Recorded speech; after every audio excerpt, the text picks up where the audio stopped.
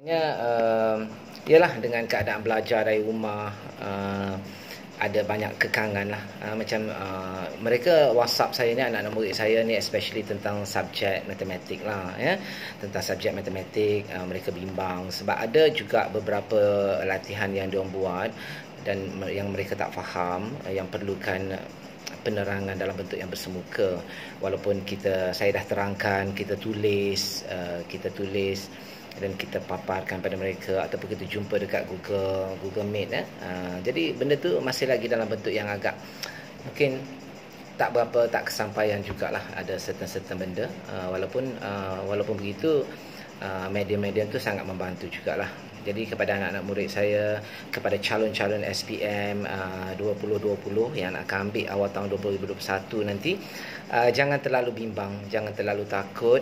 Letakkan dalam hati bahawa kehidupan hari ini adalah satu cabaran yang perlu diambil secara positif, ya?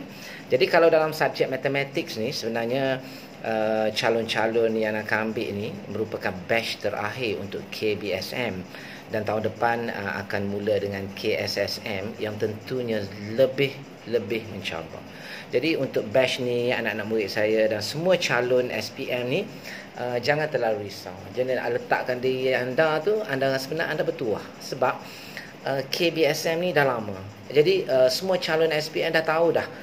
Kalau untuk subjek matematik dah tahu dah. Dalam kertas 2 tu ada dua bahagian, iaitu bahagian A dan bahagian B, di mana setiap topik soalan nombor 1 tu dah tahu dah apa soalannya, topik apa nak ditanya. Soalan nombor 2, nombor 3 sampailah kepada soalan nombor 11, dan bermula dengan soalan nombor 12, iaitu bahagian B kertas 2 ni pun pelajar dah tahu dah topik apa.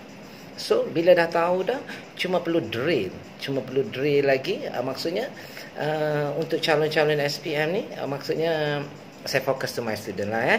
Jadi buat checklist macam soalan nombor 1 contoh. Soalan nombor 1 bahagian A, dia sama ada dua saja, iaitu soalan set ataupun soalan ketaksamaan linear. Dua-dua ni melibatkan kemahiran mengenal pasti operasi dan lorek saja. Memperuntukkan 3 markah, kan. Maksudnya kalau macam soalan set tu, maksudnya pelajar tu tahu 3 operasi saja, iaitu persilangan set, kesatuan set dan juga set pelengkap. Daripada gabungan itu, jadi buat soalan itu. Jadi macam soalan nombor 2 pula biasanya akan pergi kepada soalan persamaan linear serentak. Kalau tidak pun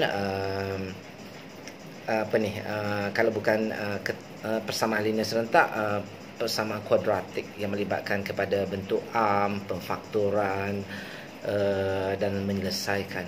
Jadi setiap nilai itu boleh gunakan calculator, right? So kalau pergi ke soalan nombor 3 pun masih lagi pola yang sama, iaitu mungkin soalan isi padu pepejal.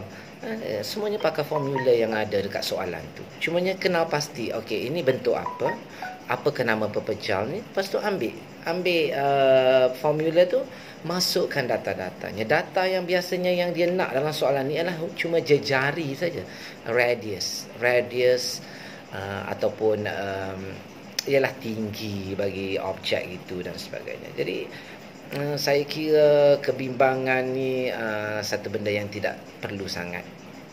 Yang penting masih lagi kekal positif. Buat latihan, maksudnya buat checklist, buatkan checklist topik-topik yang ada dalam matematik ni. Untuk kertas 2 lah, saya fokus kepada kertas 2 sebab dia lebih kepada soalan yang memang kita dah tahu apa soalan yang akan ditanya dalam SPM nanti. Jadi buat checklist yang mana masih mampu, yang masih tidak dapat dikuasai dengan baik, checklist semua. Lepas tu make sure dalam sehari tu buatlah 1-2 soalan, make sure continuously. Jangan hari ni buat, lepas tu tinggal berminggu-minggu tak buat. Sebab matematik ni merupakan satu ilmu kemahiran. Practice make perfect. Maksudnya kena ada latihan, kena buat dan buat sampai boleh. So kalau sangkut di mana-mana tak ada masalah, boleh WhatsApp cikgu, boleh rujuk buku latihan, boleh tengok dekat YouTube, banyak video-video yang dipaparkan tentang topik-topik matematik ni. Jadi apa yang saya nak bagi tahu dalam video ni ialah kebimbangan kita, rasa takut kita tu tidak akan menyelesaikan masalah. Stay positive, stay calm, buat apa yang sepatutnya, bertanya kalau kita tak tahu dan sebagainya kan.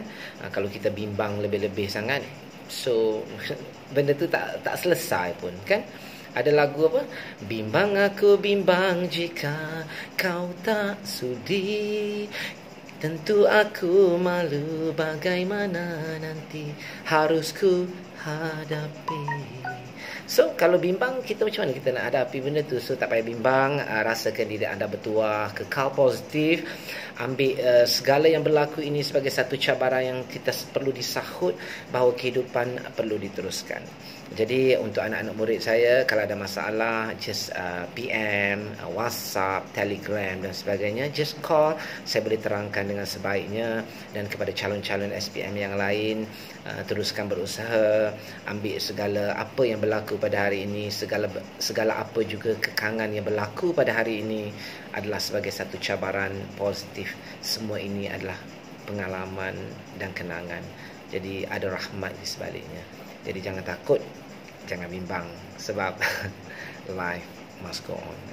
Jadi saya harap pesanan saya ini, kalau tidak mampu memberi kesan yang sebesar bukit pun, kalau dapat memberi